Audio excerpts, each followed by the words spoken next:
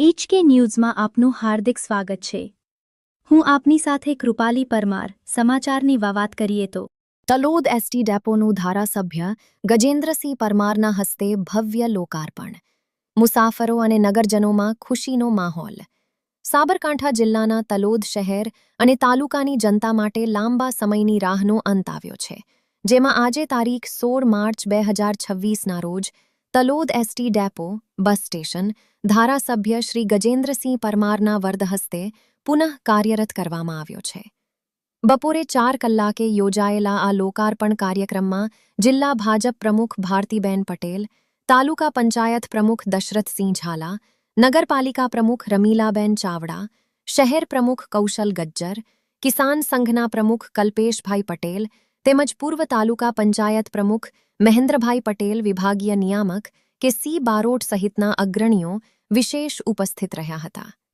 આ પ્રસંગે ધારાસભ્ય ગજેન્દ્રસિંહ પરમારે ડેપોમાં પીવાના પાણી અને ગટર જેવી પાયાની સુવિધાઓ તાત્કાલિક ધોરણે પૂરી પાડવા માટે નગરપાલિકાના અધિકારીઓ સાથે ચર્ચા કરી આ સમસ્યાઓનો વહેલી તકે ઉકેલ લાવવા સૂચના આપી હતી।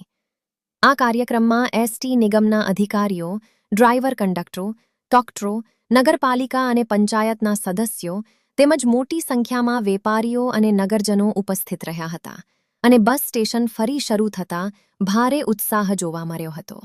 આજે તલોદ ખાતે તલોદ એસટી ડેપો અને વર્કશોપના લોકાર્પણ પ્રસંગનો કાર્યક્રમ યોજવામાં આવ્યો।